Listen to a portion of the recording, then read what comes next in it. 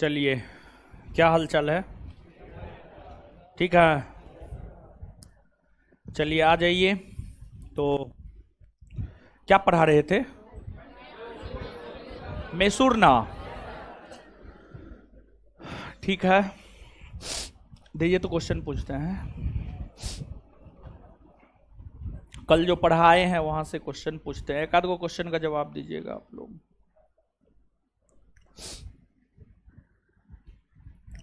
खड़ा होइए हीरो। बताइए, पालखेड़ा का युद्ध कब हुआ है? बैठ जाइए, खड़ा होइए। पालखेड़ा के युद्ध की समाप्ति कौन संधि के तहत हुई है? मद्रास के संधि। ठीक है, खड़ा रहिए। है बीच में, है लड़का, खड़ा होइए बीच वाले। इधर इधर। हाँ, अरे वो, हाँ।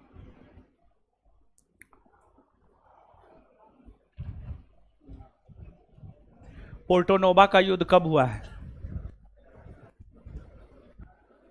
हाँ, क्लास छूटा हुआ है। कभी आते हैं कभी नहीं आते हैं। चलिए बताइए आप। द्वितीय आंग्ल मैसूर युद्ध की समाप्ति कौन संधि के तहत हुई है? मद्रास की संधि। अच्छा, मतलब कुछ भी जो मन में आया वो बोल दिए। तो ये अजीब हाल आप लोग बना करके रखे हुए।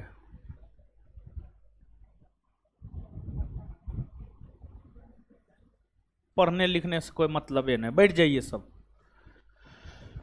देखिए, 18वीं सदी में नवीन स्वायत्त क्षेत्रीय राज्य के विषय में हम आपको बतला रहे हैं। 18वीं सदी में नवीन स्वायत्त क्षेत्रीय राज्य के विषय में जो हम आपको बतला रहे हैं, इसमें बंगाल, अवध, हैदराबाद बतला चुके हैं। और अभी वर्तमान में हम आपको बतला रहे हैं मैसूर के विषय में।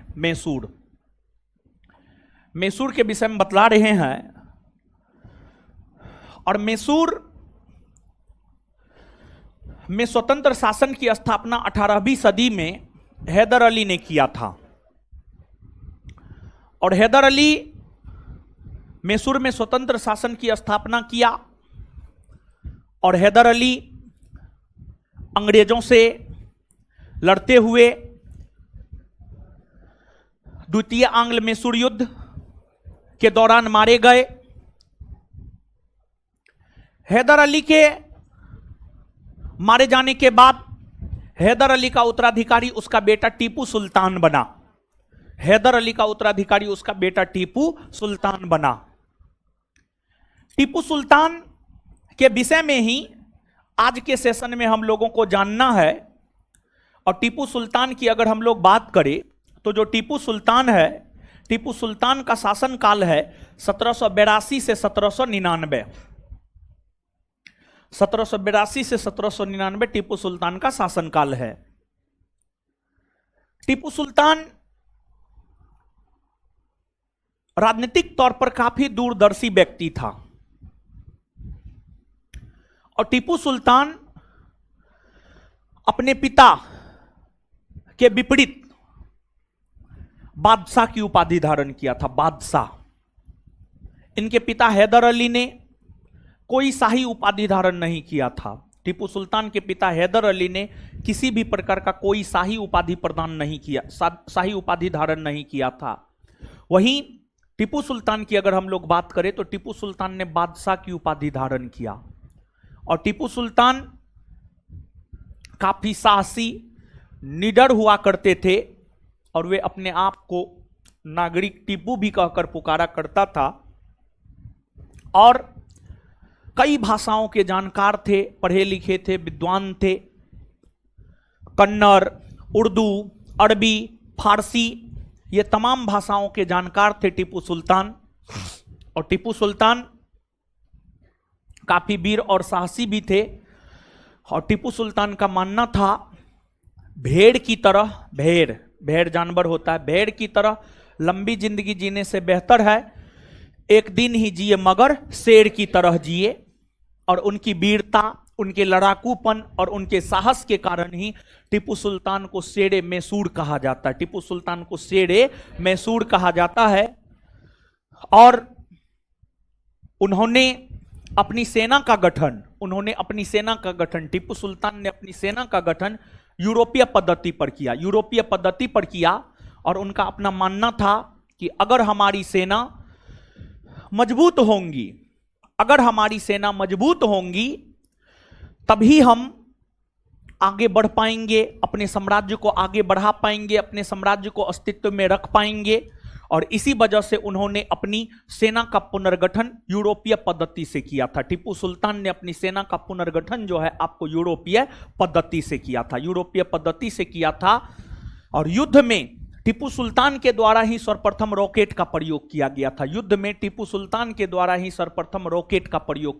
रॉकेट का प्रयोग किया गया था।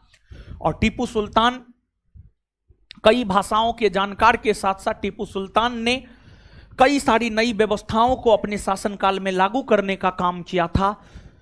जैसे कि टीपू सुल्तान ने अपने नाम से मुद्रा चलवाया, माप तौल की नई प्रणाली का विकास किया, अपने नाम का मुद्रा चलवाया, नया संवत चलवाने का काम टीपू सुल्तान ने किया। और टीपू सुल्तान के विषय में कहा जाता है कि इन्हीं के शासनकाल के दौरान 1789 ईस्वी में, आप यहां पर देख सकते हैं 1782 से 1799 के बीच में ही आता है 1789। टीपू सुल्तान के शासनकाल के समय ही 1789 ईस्वी में फ्रांसीसी क्रांति हुआ था। और उस फ्रांसीसी क्रांति से टीपू सुल्तान काफी अधिक प्रभावित था।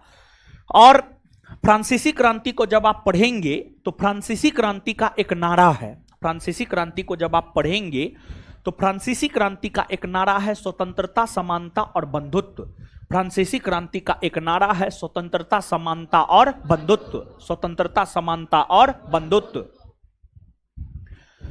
फ्रांसीसी क्रांति में जो स्वतंत्रता, समानता और बंधुत्व का नारा दिया गया था उससे टीपू सुल्तान काफी प्रभावित थे। और टीपू सुल्तान ने अपनी राजधानी श्रीरंगपट्टनम में, टीपू सुल्तान की राजधानी हुआ करती थी श्रीरंगपट्टनम। टीपू सुल्तान अपनी राजधानी श्रीरंगपट्टनम में जो है आपको स्वतंत्रता का वृक्ष लगवाया। मतलब स्वतंत्रता का कोई वृक्ष नहीं होता है, एक वृक्ष को प्रतीकात्मक रूप से स्वतंत्रता का वृक्ष कह दिया। मतलब वह यह दिखलाना चाहता था कि हम स्वतंत्रता के पक्षधर हैं, हम अंग्रेजों से भारत को आजादी दिलाने के पक्षधर हैं। जो अंग्रेज भारत को अपना गुलाम बना रहा है, हम उससे भारत को आजादी दिलाना चाहते हैं। और दूसरा संदेश टीपू सुल्तान यह देना चाहता था कि हम फ्रांसीसियों के साथ खड़े हैं। ये सब संदेश टीपू सुल्तान जो है स्वतंत्रता का वृक्ष अपनी राजधानी नगर श्रीरंगपट्टनम में लगा कर देना चाहते थे।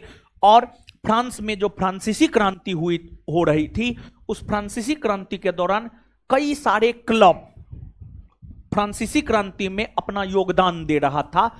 उन्हीं क्लबों में एक जैकोबिन क्लब था।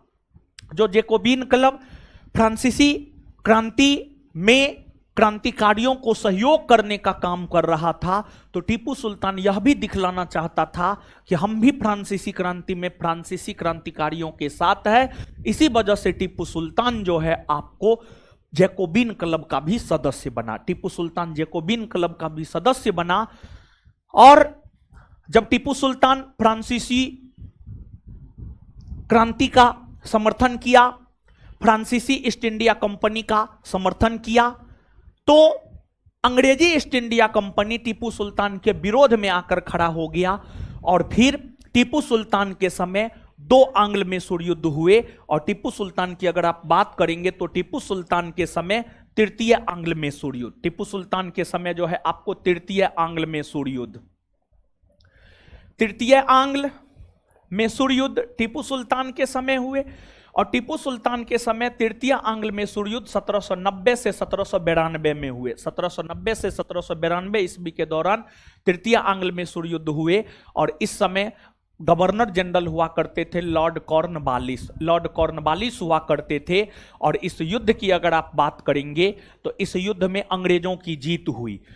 इस युद्ध में अंग्रेजों की जीत क्यों हुई? इस युद्ध में अंग्रेजों के जीत के पीछे रीजन यह था कि इस युद्ध में एक तरफ टीपू सुल्तान अकेले खड़ा था, दूसरी तरफ अंग्रेजों का साथ हैदराबाद का निजाम दे रहा था, अंग्रेजों का साथ मराठा पेशवा दे रहा था। तो इस युद्ध में हैदराबाद के निजाम और मराठा पेशवा की अगर बात की जाए तो अंग्रेजों का साथ दे रहा था। हैदराबाद के निजाम और मराठा पेशवा अंग्रेजों का साथ दे रहा था, अंग्रेजों का साथ दे रहा था। इसी वजह से इस युद्ध में जो है आपको अंग्रेजों की जीत हुई। और अंततः इस युद्ध की समाप्ति 1792 ईस्वी में हुए श्रीरंगपट्टनम के संधि के तहत हुआ। 1792 ईस्वी में हुए श्रीरंगपट्टनम की संधि के तहत, श्रीरंगपट्टनम की संधि के तहत जो है आपको इस युद्ध की समाप्ति हुई। और इस युद्ध के क्रम में ही यह युद्ध जो 1790 से 1792 के बीच हुए थे, इस युद्ध के क्रम में मराठा पेशवा टीपू सुल्तान के विरोध में थे। और कहा जाता है कि मराठा पेशवा ने या मराठों ने कर्नाटक के श्रृंगेरी के शारदा मंदिर को क्षति पहुंचाया था। मराठा पेशवा ने कर्नाटक के श्रृंगेरी के शारदा मंदिर को 1791 में क्षति पहुंचाया था। मराठों ने 1791 ईस्वी में कर्नाटक के श्रृंगेरी के शारदा मंदिर को क्षति पहुंचाया था। और जब मराठा पेशवा ने शारदा मंदिर को क्षति पहुंचाया तो उस मंदिर के पुनर्निर्माण में, शारदा मंदिर के पुनर्निर्माण में टीपू सुल्तान ने कुछ धन दान में देने का काम किया था। जबकि टीपू सुल्तान एक मुस्लिम शासक था, मुस्लिम शासक होने के बावजूद भी टीपू सुल्तान हिंदू मंदिरों के पुनर्निर्माण में दान देने का काम किया था। देखिए, टीपू सुल्तान व्यक्तिगत तौर पर धर्म को लेकर काफी रूढ़िवादी था। व्यक्तिगत तौर पर धर्म को लेकर के काफी रूढ़िवादी प्रवृत्ति का था। लेकिन सामाजिक तौर पर जो है उतना रूढ़िवादिता टीपू सुल्तान नहीं दिखाने का काम किया करता था। और जो आपको तृतीय आंग्ल मैसूर युद्ध है, तृतीय आंग्ल मैसूर युद्ध में टीपू सुल्तान की हार हुई। और इस युद्ध में टीपू सुल्तान काफी अधिक कमजोर हो गया। इस युद्ध में टीपू सुल्तान काफी अधिक कमजोर हो गया, क्योंकि इस युद्ध को जब अंग्रेजों ने जीता और श्रीरंगपट्टनम के संधि के तहत युद्ध की समाप्ति हुई, तो श्रीरंगपट्टनम के संधि के तहत टीपू सुल्तान के संपूर्ण साम्राज्य का 50% से अधिक भाग, टीपू सुल्तान के संपूर्ण साम्राज्य के 50% से अधिक भाग अंग्रेजों ने ले लिया। और अंग्रेजों ने टीपू सुल्तान के उस क्षेत्र में से कुछ भाग मराठों को दिया, कुछ हैदराबाद के निजाम को दिया और अधिकतर भाग अंग्रेज अपने अधीन कर लिया था। और इसी युद्ध को जब लॉर्ड कॉर्नवालिस जीता था तो लॉर्ड कॉर्नवालिस ने यह कहा कि मैंने अपने मित्र को शक्तिशाली बनाए बगैर ही अपने शत्रु को पंगु बना दिया। तृतीय आंग्ल मैसूर युद्ध को जीतने के बाद ही कॉर्नवालिस ने यह कहा। एक प्रकार से कहिए तो तृतीय आंग्ल मैसूर युद्ध में टीपू सुल्तान की हार ने टीपू को पंगु बना दिया। लेकिन टीपू की योग्यता, सैन्य कुशलता और राजनीतिक दूरदर्शिता के वजह से टीपू सुल्तान कुछ और समय तक मैसूर के शासक बने रहे। लेकिन टीपू घुट घुट कर जीवन जी रहा था।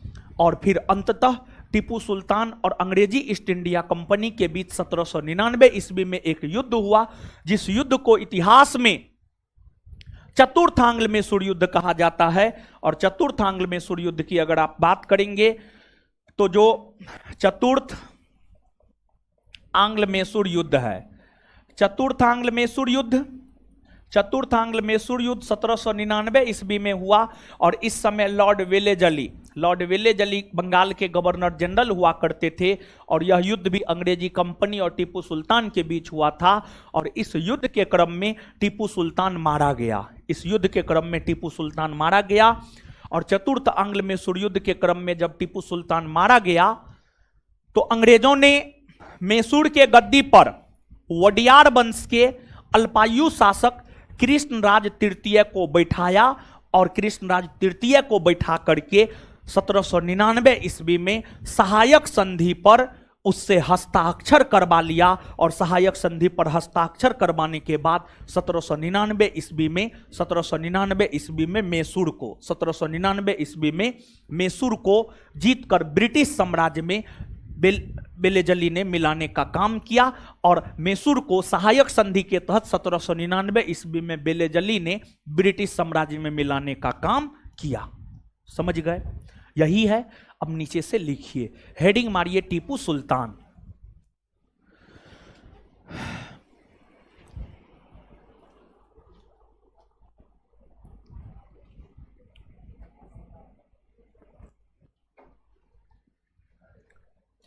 लिखिएगा।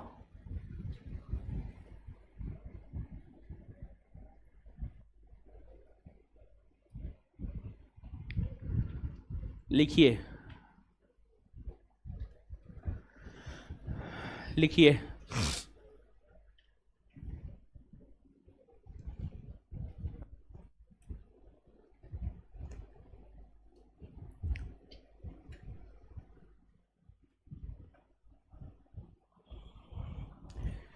हैदर अली के मृत्यु के बाद हैदर अली की मृत्यु के बाद हैदर अली की मृत्यु के बाद उसका बेटा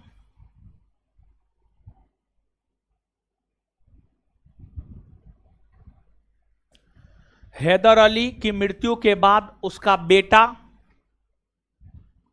टीपू सुल्तान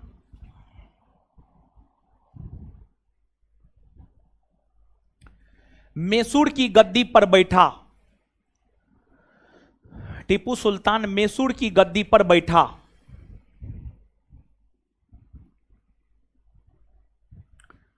टीपू सुल्तान मैसूर की गद्दी पर बैठा। टीपू ने बादशाह की उपाधि धारण किया।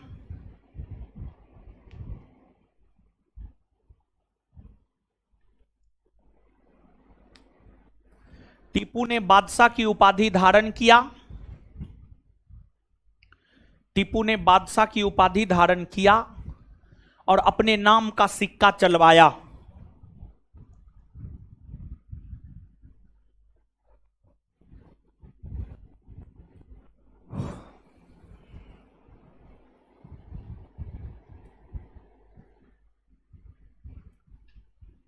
नेक्स्ट पॉइंट बाय जब लिखिएगा।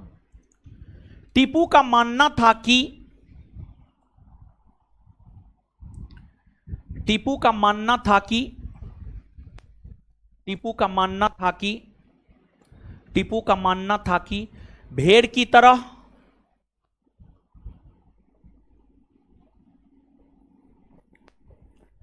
टीपू का मानना था कि भेड़ की तरह लंबी जिंदगी जीने से बेहतर है कि टीपू का मानना था कि भेड़ की तरह लंबी जिंदगी जीने से बेहतर है कि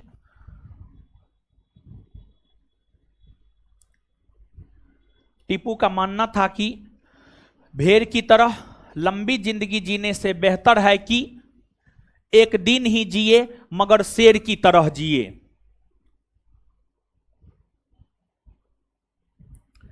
टीपू का मानना था कि भेड़ की तरह लंबी जिंदगी जीने से बेहतर है कि एक दिन ही जिए मगर शेर की तरह जिए।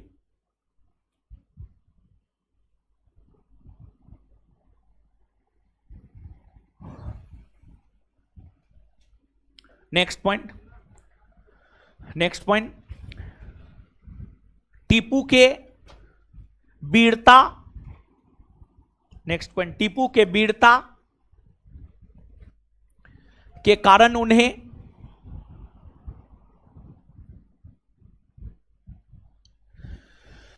टीपू के वीरता के कारण उन्हें नागरिक टीपू, एक मिनट, नहीं सॉरी शेरे मैसूर, सॉरी शेरे मैसूर, टीपू के वीरता के कारण उन्हें शेरे मैसूर, टीपू के वीरता के कारण उन्हें शेरे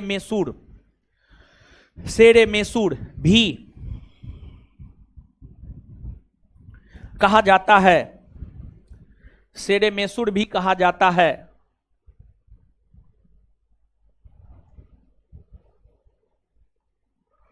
टीपू को नागरिक टीपू तथा सीधा साधा दैत्य भी कहा जाता है, टीपू को नागरिक टीपू तथा सीधा साधा दैत्य भी कहा जाता है, टीपू को नागरिक टीपू तथा सीधा साधा दैत्य भी कहा जाता है, टीपू को नागरिक टीपू तथा सीधा साधा दैत्य, टीपू को नागरिक टीपू तथा सीधा साधा दैत्य भी कहा जाता है।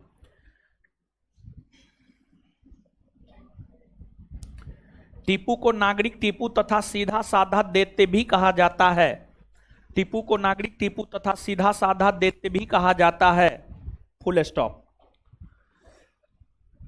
Next point, Tipu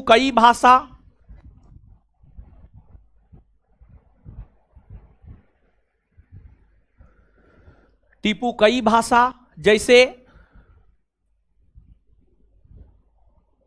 Kannada, coma Urdu, coma फारसी, अरबी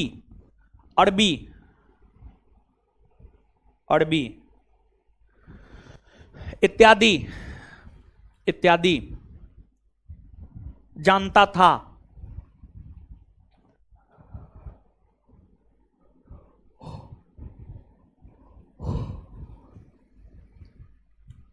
टीपू, नेक्स्ट पॉइंट, टीपू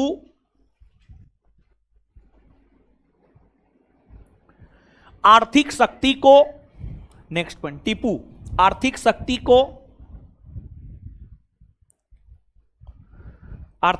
को सैन्य शक्ति का, टीपू आर्थिक शक्ति को सैन्य शक्ति का नींव मानता था, टीपू आर्थिक शक्ति को सैन्य शक्ति का नींव मानता था, टीपू आर्थिक शक्ति को सैन्य शक्ति का नींव मानता था, टीपू आर्थिक शक्ति को सैन्य शक्ति का नींव मानता था, टीपू आर्थिक शक्ति को सैन्य शक्ति का नींव मानता था, टीपू आर्थिक शक्ति को सैन्य शक्ति का नींव मानता था।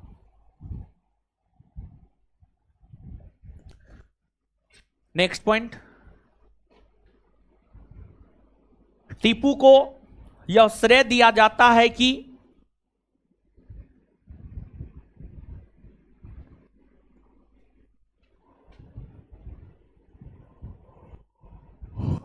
टीपू को यह श्रेय दिया जाता है कि उन्होंने ही सर्वप्रथम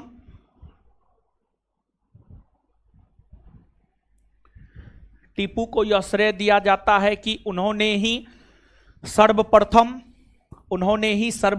युद्ध में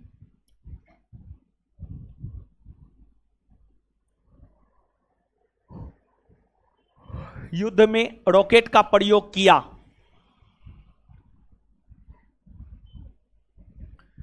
उन्होंने ही सर्वप्रथम युद्ध में रॉकेट का प्रयोग किया, उन्होंने ही सर्वप्रथम युद्ध में रॉकेट का प्रयोग किया।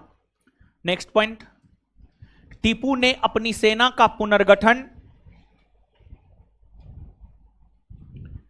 टीपू ने अपनी सेना का पुनर्गठन यूरोपीय पद्धति से किया, टीपू ने अपनी सेना का पुनर्गठन यूरोपीय पद्धति से किया।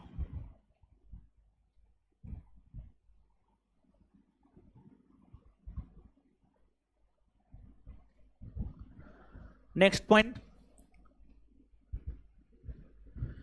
टीपू अपने शासनकाल के समय जमींदारी व्यवस्था के स्थान पर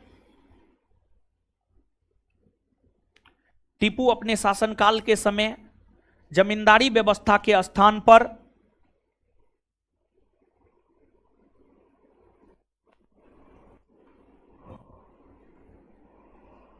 रैयतबाड़ी व्यवस्था को टीपू अपने शासनकाल के समय जमींदारी व्यवस्था के स्थान पर रैयतबाड़ी व्यवस्था को टीपू अपने शासनकाल के समय जमींदारी व्यवस्था के स्थान पर रैयतबाड़ी व्यवस्था को अपनाया।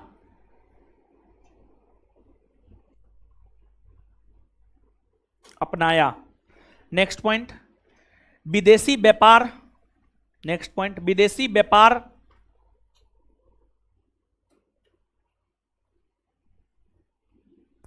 तथा अपने समकालीन विदेशी राजाओं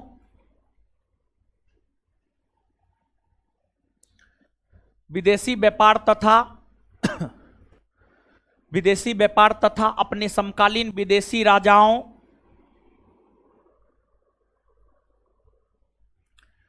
विदेशी व्यापार तथा अपने समकालीन विदेशी राजाओं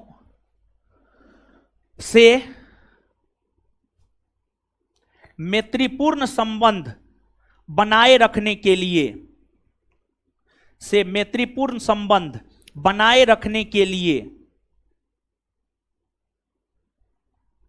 विदेशी व्यापार तथा अपने समकालीन राजाओं से मैत्रीपूर्ण संबंध बनाए रखने के लिए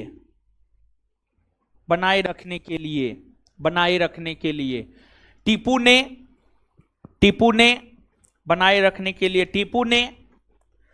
फ्रांस, तुर्की, ईरान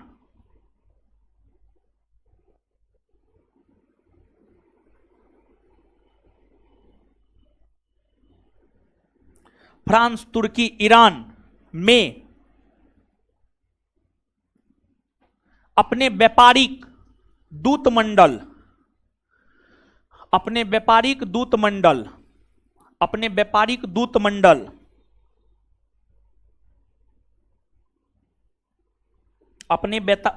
दूतमंडल तथा अरब, कस्तुनतुनिया, काबुल, मॉरिशस में तथा अरब, कुस्तुनतुनिया, मॉरिशस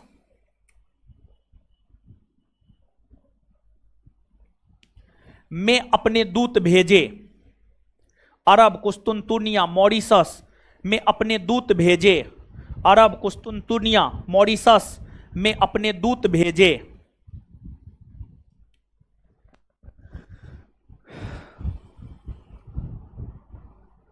नेक्स्ट पॉइंट, मराठों ने श्रृंगेरी के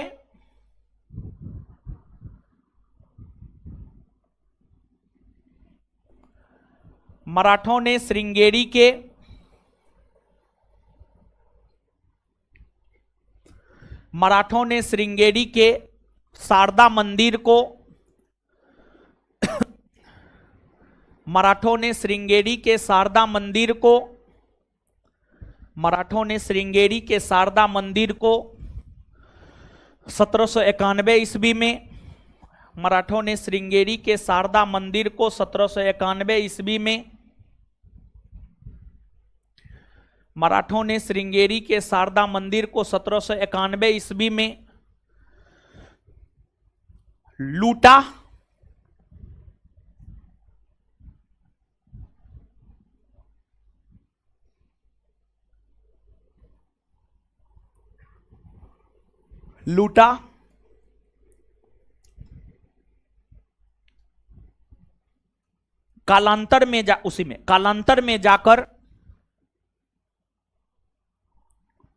कालांतर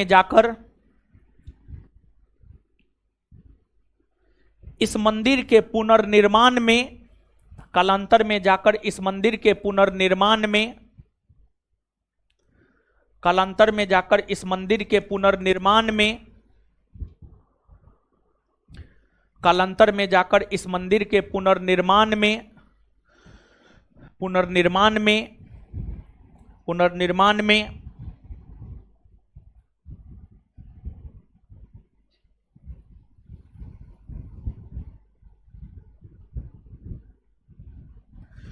टीपू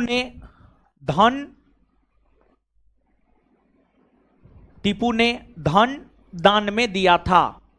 टीपू ने धन दान में दिया था।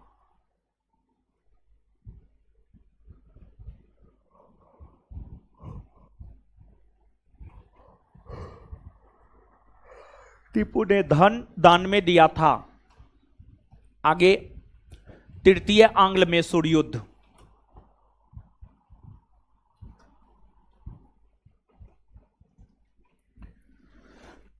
तृतीय आंग्ल मैसूर युद्ध।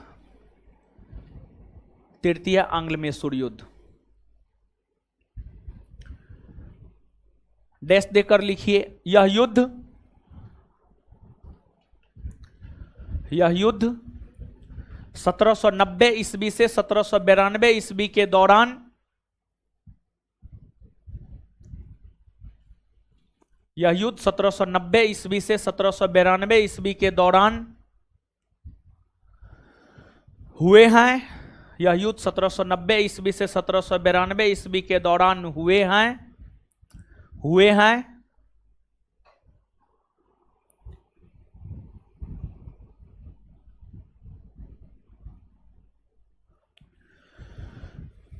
इस युद्ध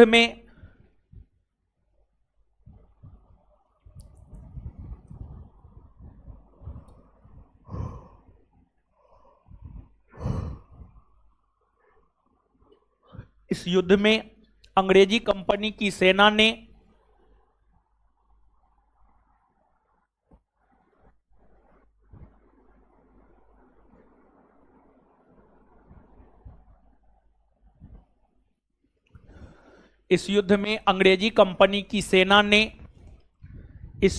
अंग्रेजी कंपनी की सेना ने टीपू सुल्तान को पराजित कर दिया।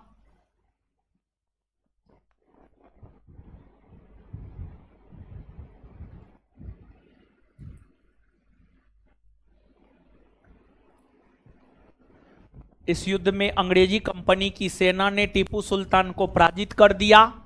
Full stop. टीपू के पराजय का कारण यह था कि इस युद्ध में, उसी में कंटिन्यू लिखना है। टीपू के पराजय का कारण यह था कि इस युद्ध में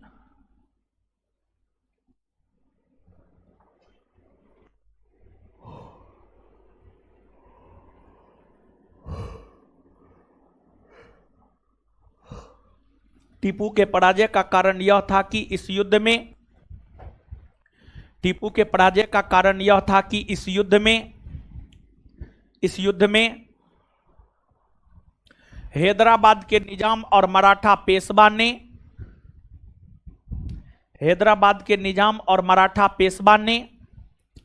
हैदराबाद के निजाम और मराठा पेशवा ने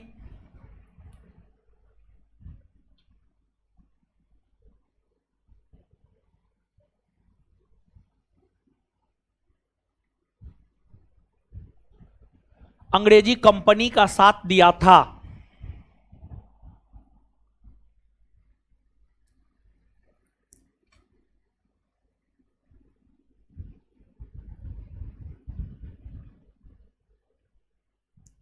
फुल स्टॉप। उसी में इस युद्ध के समय बंगाल के गवर्नर जनरल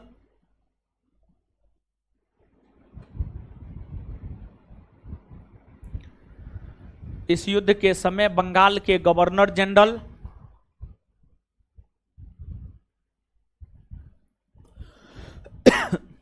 इस युद्ध के समय बंगाल के governor general Lord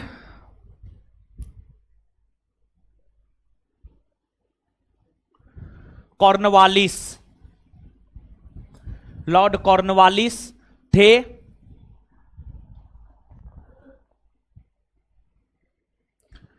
Lord Cornwallis थे।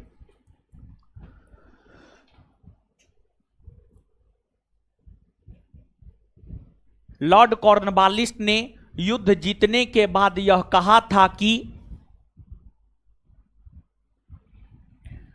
लॉर्ड कॉर्नवालिस ने युद्ध जीतने के बाद यह कहा था कि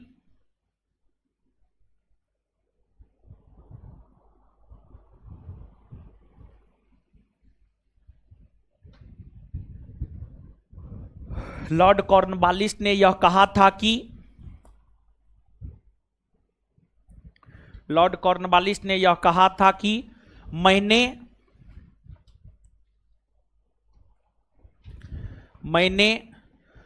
अपने मित्र को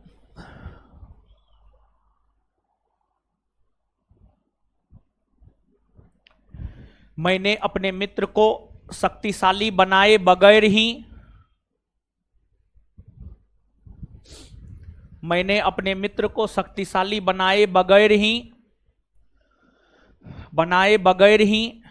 अपने शत्रु को पंगु बना दिया। मैंने अपने मित्र को शक्तिशाली बनाए बगैर ही अपने शत्रु को पंगु बना दिया। मैंने अपने मित्र को शक्तिशाली बनाए बगैर ही अपने शत्रु को पंगु बना दिया। मैंने अपने मित्र को शक्तिशाली बनाए बगैर ही अपने शत्रु को पंगु बना दिया। Full stop. इस युद्ध की समाप्ति इस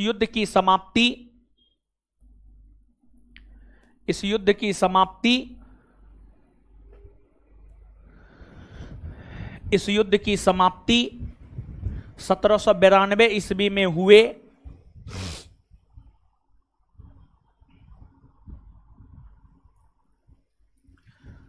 इस युद्ध की समाप्ति 1792 ईस्वी में हुए श्रीरंगपट्टनम के संधि के तहत। इस युद्ध की समाप्ति 1792 ईस्वी में हुए श्रीरंगपट्टनम की संधि के तहत हुआ है।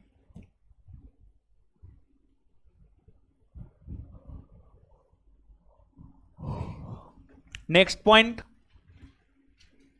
स्टार मार्के। टीपू सुल्तान की राजधानी श्रीरंगपट्टनम हुआ करती थी।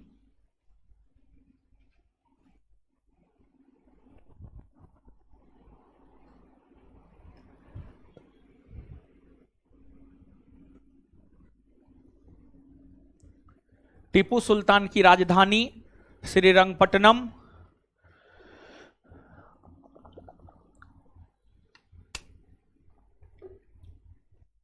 टीपू सुल्तान की राजधानी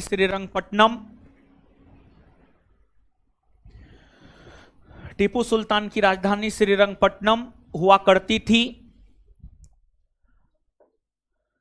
जहां उन्होंने स्वतंत्रता का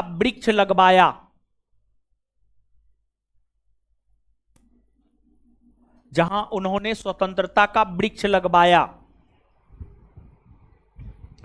टीपू सुल्तान की राजधानी श्रीरंगपट्टनम हुआ करती थी, जहां उन्होंने स्वतंत्रता का वृक्ष लगवाया।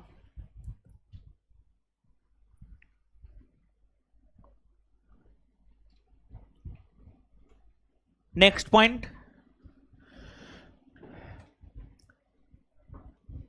जब 1789 ईस्वी में फ्रांसीसी क्रांति हुआ था,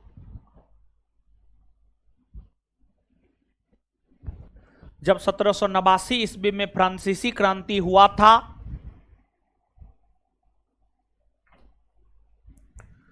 जब 1789 ईस्वी में फ्रांसीसी क्रांति हुआ था, तो उस समय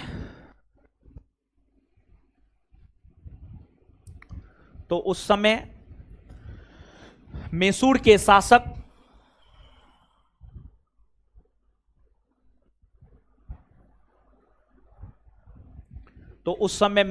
शासक टीपू सुल्तान थे।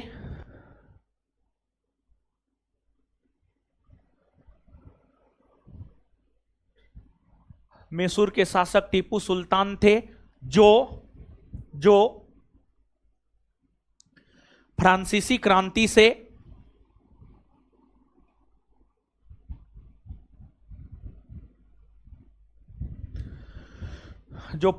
क्रांति से काफी प्रभावित था।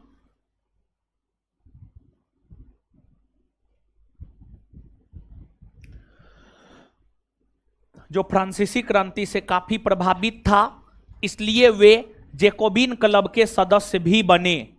इसलिए वे जैकोबिन क्लब के सदस्य भी बने। इसलिए वे जैकोबिन क्लब के सदस्य भी बने। इसलिए वे जैकोबिन क्लब के सदस्य भी बने। इसलिए वे जैकोबिन क्लब के सदस्य भी बने। इसलिए वे जैकोबिन क्लब के सदस्य भी बने। इसलिए वे जैकोबिन क्लब के सदस्य भी बने। जैकोबिन क्लब के सदस्य भी बने।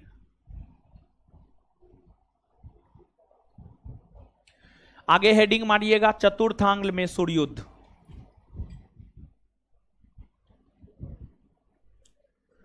चतुर्थ आंग्ल मैसूर युद्ध।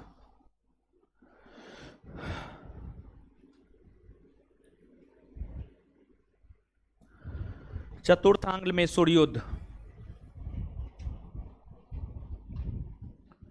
डैश दे करके। यह युद्ध 1799 ईस्वी में अंग्रेजी कंपनी और टीपू सुल्तान के बीच हुआ।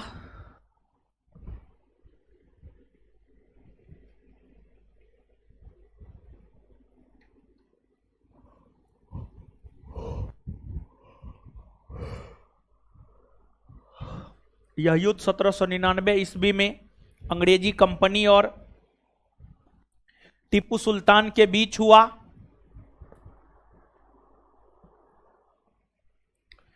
इस युद्ध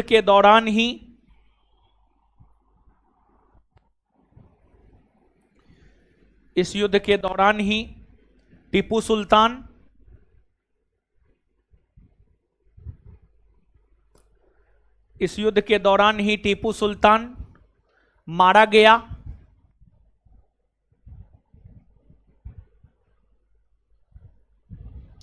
इस युद्ध के दौरान ही टीपू सुल्तान मारा गया। इस युद्ध के दौरान ही टीपू सुल्तान मारा गया। तत्पश्चात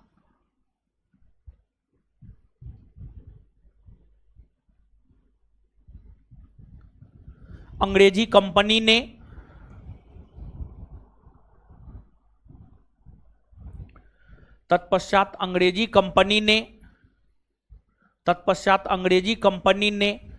वडियार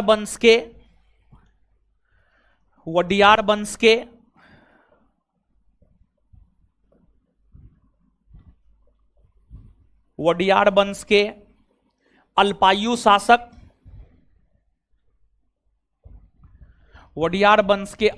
शासक कृष्णराज तृतीय को वडियार वंश के अल्पायु शासक कृष्णराज तृतीय को वडियार वंश के अल्पायु शासक कृष्णराज तृतीय को वडियार वंश के अल्पायु शासक कृष्णराज तृतीय को वडियार वंश के अल्पायु शासक कृष्णराज तृतीय को कृष्णराज तृतीय को कृष्णराज तृतीय को कृष्णराज तृतीय को सहायक संधि पर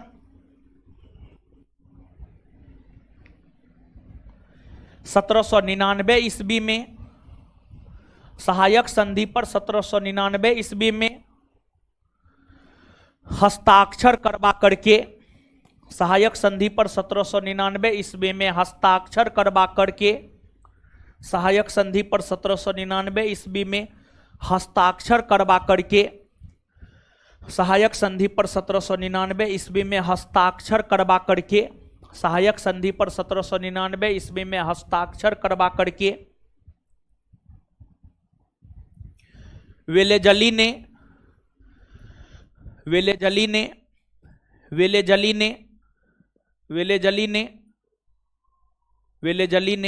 मैसूर को वेलेजली ने मैसूर को ब्रिटिश साम्राज्य में, वेलेजली ने मैसूर को ब्रिटिश साम्राज्य में मिलाने की घोषणा किया, मिलाने की घोषणा किया। चलिए अब थोड़ा जगह छोड़ दीजिए और आगे हेडिंग मारिए सिख धर्म और रंजीत सिंह। सिख धर्म और रंजीत सिंह,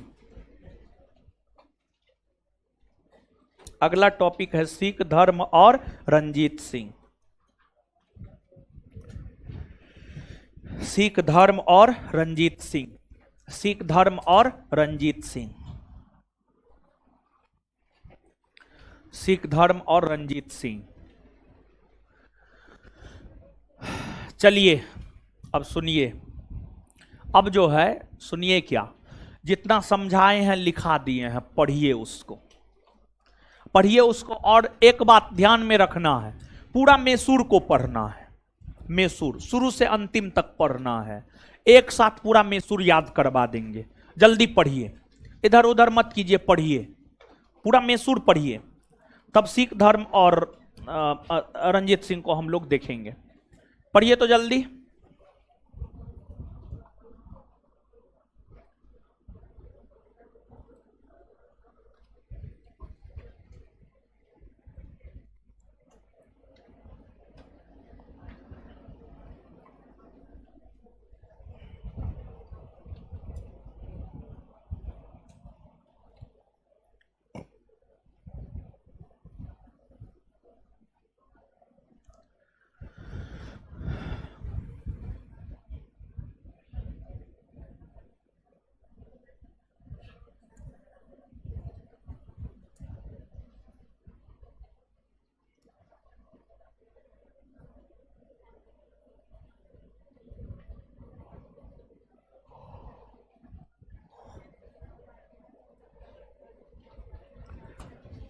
पढ़िए जल्दी, ऑनलाइन वाले आप लोग भी पढ़, आप लोग को भी पढ़ने बोले हैं।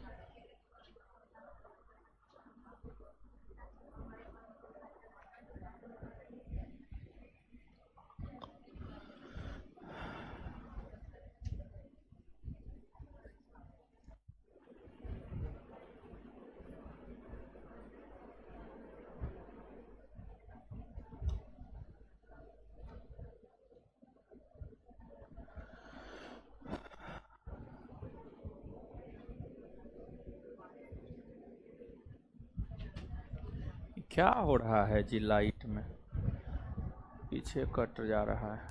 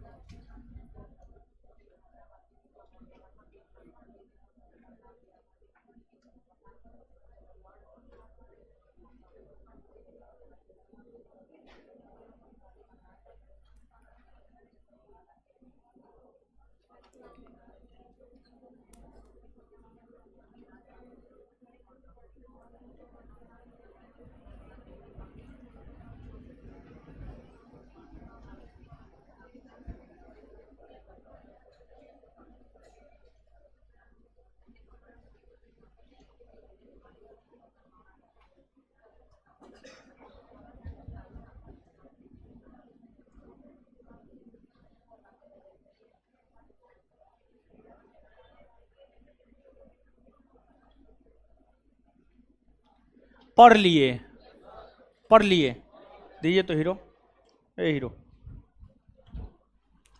आइए ए हीरो सब पूरा मैसूर को एक साथ याद करते हैं, ठीक है। आइए, कर्नाटक को पहले क्या कहा जाता? कर्नाटक को पहले क्या? मैसूर ना। मध्यकाल में कर्नाटक में विजयनगर साम्राज्य का शासन था। जब विजयनगर साम्राज्य के शासन का अंत हुआ तो मैसूर में कौन वंश के शासन? कौन वंश? अच्छा, वोडियार वंश के शासक कृष्णराज का वित्त मंत्री कौन था? नंजराज। वित्त मंत्री कौन था? और सेनापति देवराज। सेनापति। तो कृष्णराज का वित्त मंत्री कौन था? और सेनापति। और नंजराज की सैन्य सेवा में कौन नियुक्त हुआ? हैदर। और नंजराज और देवराज की शक्ति को समाप्त करके मैसूर में स्वतंत्र शासन की स्थापना किसने किया? हैदर अली ने। प्रथम आंग्ल मैसूर युद्ध कब से कब तक हुआ है? 1767 से 1700। इस युद्ध में किसकी जीत हुई है? हैदर। अंग्रेजों को पराजित करने वाला प्रथम भारतीय हैदर अली। अंग्रेजों को पराजित करने वाला प्रथम भारतीय। प्रथम आंग्ल मैसूर युद्ध की समाप्ति कौन संधि के तहत? कौन संधि? डिंडीगुल क्या है? तमिलनाडु का एक नगर। डिंडीगुल क्या है? तमिलनाडु का एक नगर। डिंडीगुल क्या है? अच्छा, डिंडीगुल नामक स्थान पर फ्रांसीसियों की मदद से किसने शास्त्रागार का निर्माण करवाया? हैदर। पोर्टो नोवा का युद्ध कब हुआ?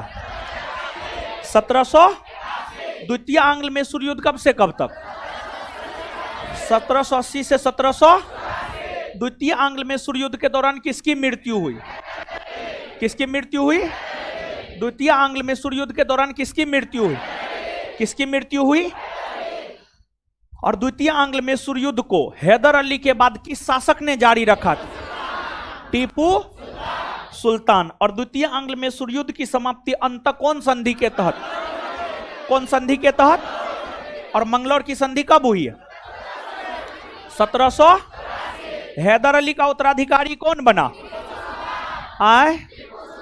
कौन बना? मैसूर के किस शासक ने बादशाह की उपाधि धारण किया? किसने? मैसूर के किस शासक ने अपने नाम से सिक्का जारी किया? किसने? और किसका यह मानना था भेड़ की तरह लंबी जिंदगी जीने से बेहतर है एक दिन ही जिए मगर शेर की तरह जिए? शेरे मैसूर किसे कहा जाता? सीधा साधा दैत्य। सीधा साधा दैत्य। टीपू कौन कौन भाषा का जानकार था? टीपू कौन कौन भाषा का जानकार था? कौन शासक आर्थिक शक्ति को सैन्य शक्ति का नींव मानता था? कौन शासक आर्थिक शक्ति को सैन्य शक्ति का नींव मानता था? युद्ध में सर्वप्रथम रॉकेट का प्रयोग किसने किया? किसने किया है? और किसने मैसूर के किस शासक ने अपनी सेना का पुनर्गठन यूरोपीय पद्धति से किया? किसने अपने शासनकाल में जमींदारी व्यवस्था के स्थान पर रैयतवाड़ी व्यवस्था को अपनाया? किसने? मैसूर के किस शासक ने शारदा मंदिर के पुनर्निर्माण में धन दान दिया था? तृतीय आंग्ल मैसूर युद्ध कब से कब तक हुआ? 1790 से। तृतीय आंग्ल मैसूर युद्ध कब से कब तक हुआ? तृतीय आंग्ल मैसूर युद्ध की समाप्ति कौन संधि के तहत हुआ? कौन संधि? श्रीरंगपट्टनम। श्रीरंगपट्टनम की संधि कब हुई है? 1792। श्रीरंगपट्टनम की संधि कब हुई है? श्रीरंगपट्टनम की संधि कब हुई है? 1700। और तृतीय आंग्ल मैसूर युद्ध के समय बंगाल के गवर्नर जनरल कौन थे? Lord Cornwallis. Lord corn. और तृतीय आंग्ल मैसूर युद्ध को जीतने के बाद किसने यह कहा था, मैंने अपने मित्र को शक्तिशाली बनाए बगैर ही अपने शत्रु को पंगु बना दिया? कौन बोला था? Lord corn. और टीपू सुल्तान की राजधानी कहां थी? टीपू सुल्तान किस क्रांति से प्रभावित था? आए, टीपू सुल्तान कौन क्रांति से प्रभावित था? टीपू सुल्तान किस क्लब का सदस्य बना? किस क्लब का? चतुर्थांग मैसूर युद्ध कब हुए? कब हुए हैं? चतुर्थांग मैसूर युद्ध कब हुए? और किस युद्ध के दौरान टीपू सुल्तान मारा गया? चतुर्थांग मैसूर युद्ध। किस युद्ध के दौरान टीपू सुल्तान मारा गया? किस युद्ध के दौरान? और चतुर्थांग मैसूर युद्ध के दौरान बंगाल के गवर्नर जनरल कौन थे? कौन थे? कौन थे? और लॉर्ड वेलेजली ने सहायक संधि पर हस्ताक्षर करवा करके मैसूर को मिलाया। मैसूर को ब्रिटिश साम्राज्य में कब मिलाया गया? 1700। मैसूर को कब मिलाया गया? किस आधार पर? सहायक संधि। सहायक संधि पर हस्ताक्षर करवा करके। किस आधार पर? और किस गवर्नर जनरल ने मिलाया? Lord Wellesley. चलिए अगला टॉपिक है सिख धर्म और रंजीत सिंह। अगले क्लास में ही पढ़ेंगे, ठीक है? शुरू करेंगे इसको अगले क्लास में, समझे? आज के लिए इतना ही रहने दीजिए, समझे? अगला चैप्टर शुरू करेंगे अगले क्लास में। क्या विचार? हाँ, जाइए आज एनआईटी घाट घूमिए आप लोग। मोबाइल नहीं मिला है, उस सेंटर पर जाकर के ले लीजिएगा, दीपेन से मुलाकात करके ले लीजिएगा। हैं? हैं? क्या बोल रहे हैं? हाँ, सुनिए सुनिए सुनिए, कल आपका क्लास नहीं है, ठीक है? कल शनिवार है ना, कल शनिवार है, क्लास नहीं है, ठीक है? अब सीधे सोमवार को क्लास है, सीधे सोमवार को, ठीक है?